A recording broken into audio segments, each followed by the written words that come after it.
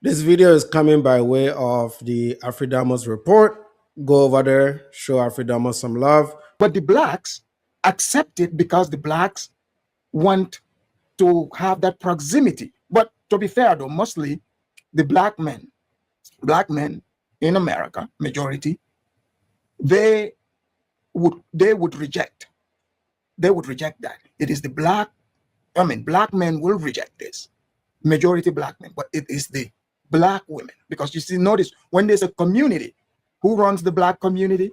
The black women. They're the ones filled with the white fetish. They're the ones that bring that in. The black men reject it, but the black women admire the whiteness more. So here we go.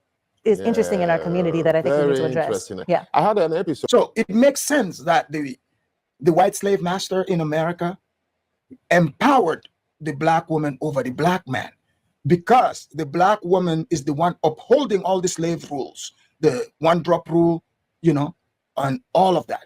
They're the ones that are upholding that. You could be as white as snow, and they would accept you if you say you are black. They're like, oh my God, he's black. But you notice the same people who tell Africans and others, man, you are tether, you are not black. So you notice what I said. Racial classification is one of the strangest things that I observed when I moved to the US. In Africa, would call you half caste. In South Africa, would call you a mixed race or a mulatto. Similar patterns in most parts of Europe. And then you come to America, everybody is black. Even if you have just a little bit of black in you, is generally black.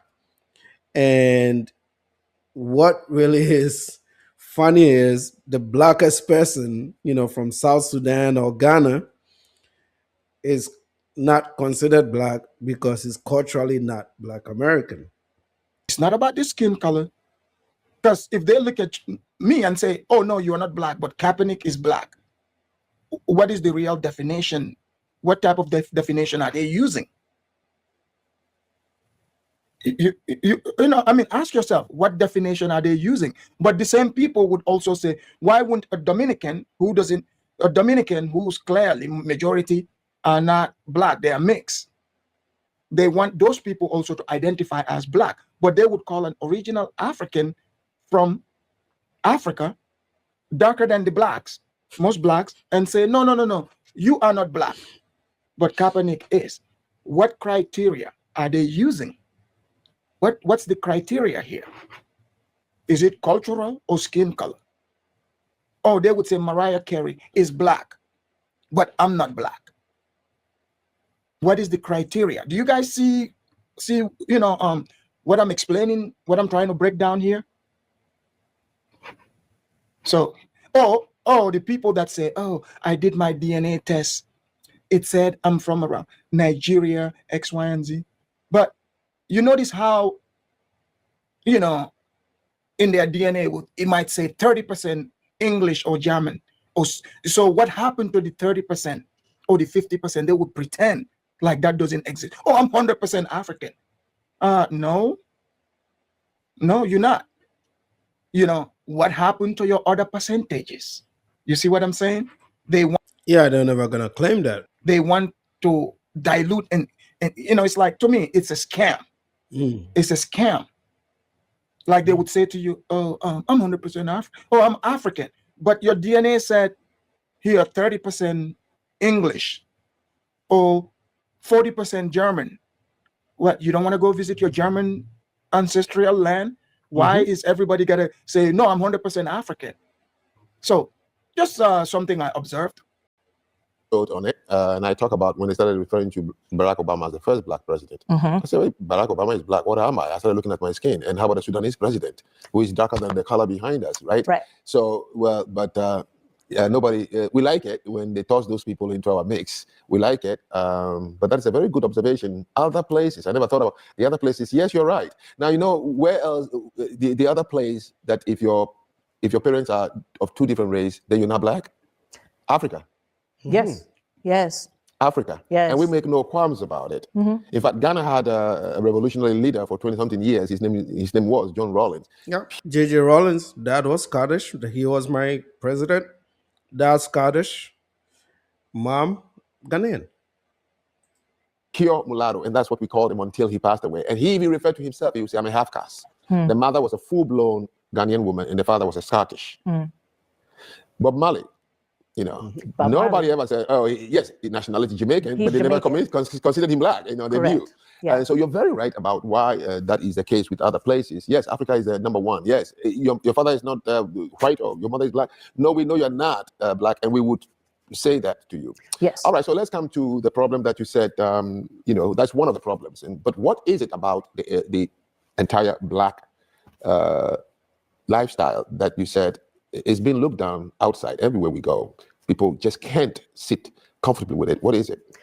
That's what I would like to explore, because I also don't know. I feel that as a Black American, when I go into spaces, I'm representing all Black people. Exactly. And I shouldn't have that burden. That's correct. Because if a white person does something, they're only representing themselves. If an Asian person does something, everyone else is only representing themselves. I'm representing my entire race. That's a little ridiculous. And I also would say too, even within the Black community, like growing up, for example, I speak the Queen's English, if you will, right? I speak with pronouncing all of my words. I have some type of sort of plain diction where you can understand me. Of course, I can speak in slang and all of these sorts of things and colloquialisms and all of that. But when I'm in a professional setting or I'm trying to communicate myself in a way that I want people to understand, I do want to speak very clearly. And so I grew up hearing, you talk white. What does that mean, though? Are we saying white people are more intelligent and more well-spoken than we are? Because what's that about? She's right. Here, did you guys see exactly what I was saying? She's correct. When a Black person speaks English properly, imagine that in English-speaking country, they will say, "Oh, you're being white." Like when someone speaks truth, they will say, "Oh, you're trying to be white." So it is Blacks themselves that condition themselves and other Blacks to see the world that way. Because again, I understand what she's saying. When she goes to places, she feels like she's carrying the burden of all Blacks, because Blacks here, everything they say, as a Black person, they push forward that Blackness, So if you lead with that, that eventually becomes the burden on you, because you are telling everybody that you are here to represent all the Blacks. So that's a lot of burden that's to carry. So I get where she's coming from. But is that her job? No. But that's just how Blacks condition each other to do. This is why you would see Blacks would come out and, defend criminals, because they want to identify as that person. So that's a lot of burden to carry. Well, What's that about? now, don't raise that question. See, this week while I was preparing with you, I wrote these names down, right? There is a gentleman by name Andre Williams. He has a podcast on YouTube. Okay. Elizabeth, show after show, he declares it. I'm ashamed to be Black. I hate Black people. Black is the problem. He's a Black guy. Wow. Okay. His whole episode, each one, is just saying, we are a problem. This is the problem. He says it clear. I don't like being Black. I'm ashamed of being Black. And he goes on to talk. Nick Fuente appeared on the Cartier family podcast. You must listen to the things this guy said. The way he sees Black people and the way he hears white people sees Black people, why that is the case. Another one, of course, is H.L. Hughley, okay? And of course, Charleston White. All of them speaks against. Do you know? But when I go to the comment sections of Andre Williams, Black people are there. Agreeing. I know. Yep. Now, change the name from Andre Williams to Kofi Sado of Ghana. To who's Nana. saying this. The same people agreeing with him would turn on Kofi from Ghana and call him a thief.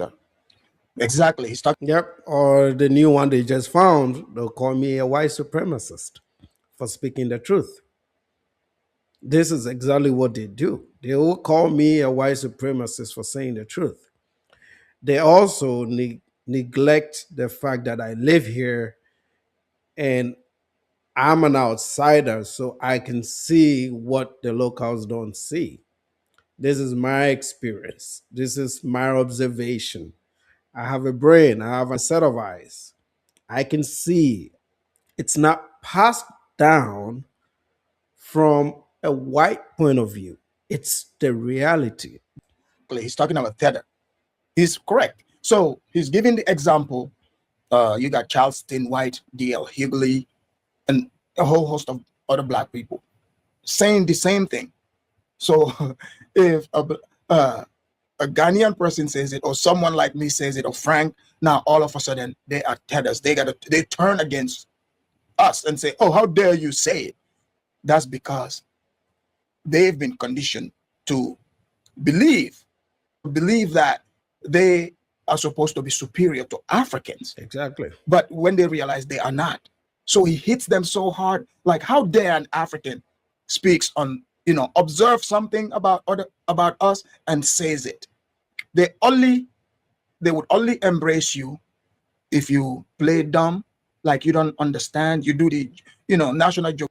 When I talked about immigrant success, a lot of these low IQ people thought of it as immigrant success means Black American failure. That's not what it is. You have been programmed to live in a comparison state. You're always comparing. Immigrant success means that the expectation of an immigrant from a poor country is that they are not supposed to do well.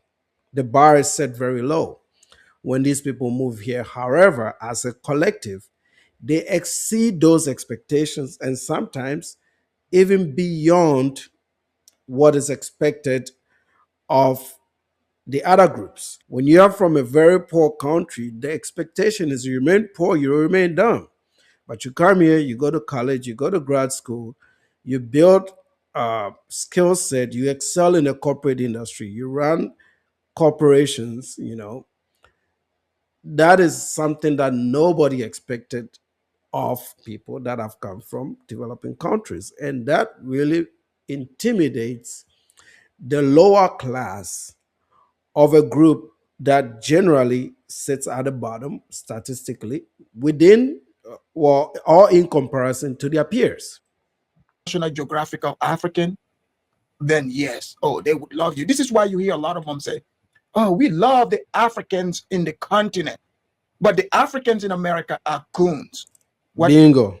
Because the guys on the continent fit that definition of the poor, impoverished, by comparison, lower than you. Also, this is why all the talking points, the Tariq groups, all their debates, why don't you go back and fix your country? Why are you eating these animals, bushmeat, stuff like that? It is targeted towards the people that are in Africa, and the perception is that they are lower class. It's a clear, established, superior state when they compare themselves to Africans. But when they compare themselves to Black immigrants in the US, the conversation is completely different because we channel our own paths.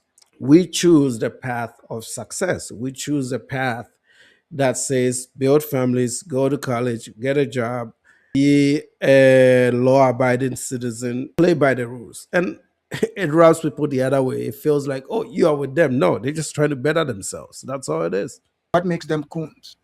Have you met all Africans? It's because, okay, you've been shown. The Africans on the continent probably don't know much about you, They don't. but the Africans here, they are living here. They can see. So even the ones that don't even speak on it, preemptively, the blacks preemptively would just say things about them. They'll go, "Oh, the Africans think we are lazy." Which Africans have been telling you that? "Oh, I met an African who said it." So Or is it your own perception based on the reality and what you believe to be true? Because I have not heard an African say it in 20 years. Maybe they say it amongst themselves, but I've never heard anybody say it to your face. That's what you think they're saying about you. Maybe because overwhelmingly, as a collective, that is true. There will be exceptions, of course, but what they are saying, or if they are saying that, that could be true. So now that African you met, the person is from Africa or some country, now it's a representation of everybody in Africa. 54 countries. So, but I get it. It's a preemptive defensive mechanism because I mean, we're all humans. People got eyes. Mm-hmm. Man, when you go and stand in front of the mirror, you know what you are seeing. You know what you're seeing. True.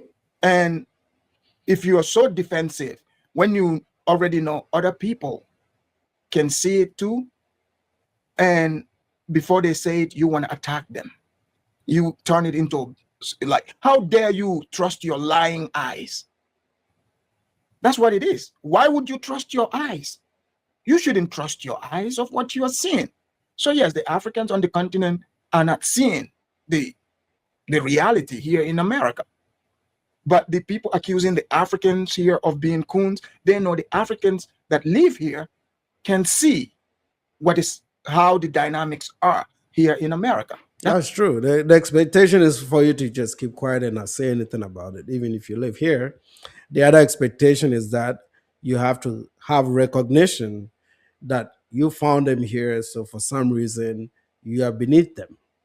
And there's always going to be that conflict, because if I've come here and I've gone to college and I've gone to grad school and I'm working a corporate job and I'm pulling my weight, paying my taxes, law-abiding citizen, cordial with my neighbors, I shouldn't remove all these accomplishments and submit to somebody that is not at my level. It's just not going to happen. That's what it is, nothing else. But it's not Africans going around attacking any black. The only crime is to dare observe and see behaviors for what it is. That's all what it is. Mm. Take what Charleston White says about black people and say Zanu said it. Mm-hmm. But they're giving him all thumbs up, thumbs up. As soon as it's Zanu who is saying it, they are calling me I'm on the payroll of a white supremacist. I'm a CIA plant. I'm a goon. Is that? Yeah, even in my own comment sections, they call me a white supremacist. These people are nuts, man. Crazies. Well, yeah, because I'm not on a platform pointing fingers with a white man and calling him and cussing him. Mm-hmm. Okay, I would have gotten 1 million followers or subscribers by now.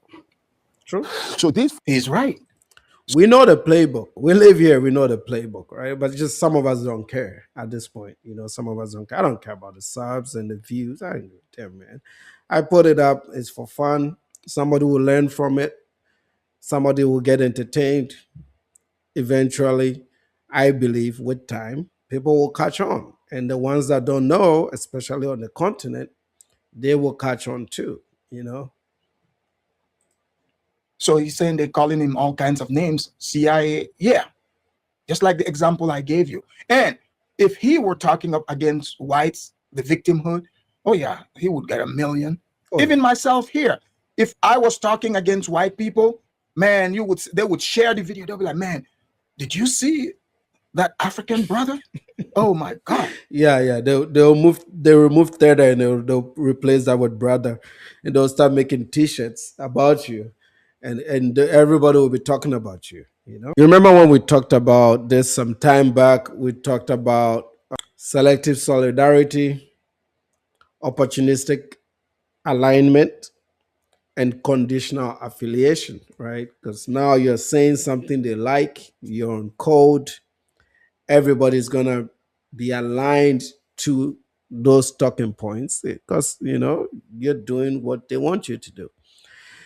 It's a desire for submission. They want you to submit. That's there will be no diaspora wars if we show up here and we say yes sir to everything they say.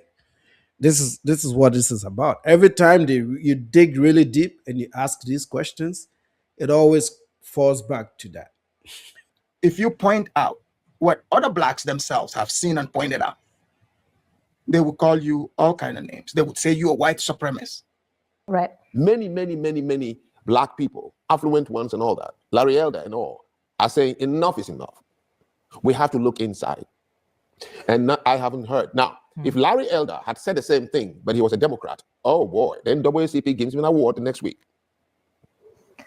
There lacks a level of accountability and consistency, I think, in the Black community, because there's some Yeah, she nailed it. It's always been there. Remember, conditional affiliation. There's people on YouTube that would say, and I've seen this in my comment sections, oh, I used to rock with Nana until he said this. Well, Nana hasn't changed. Nana just speaks the truth. But I said something that didn't make you feel good. It negates all the good things that I've said that you may have agreed with. And that's not going to stop me, though. Like, I'm not going to fake it. I'm not going to pretend to be different. I'm just me. I'm just Nana Kwaku, and I say it as it is. I just speak the truth. And sometimes it's going to make you very uncomfortable. And even I say the truth when it comes to my own people too. It's not really about you per se as a particular group. When the topics come and it's something that I have an opinion on, I will express myself.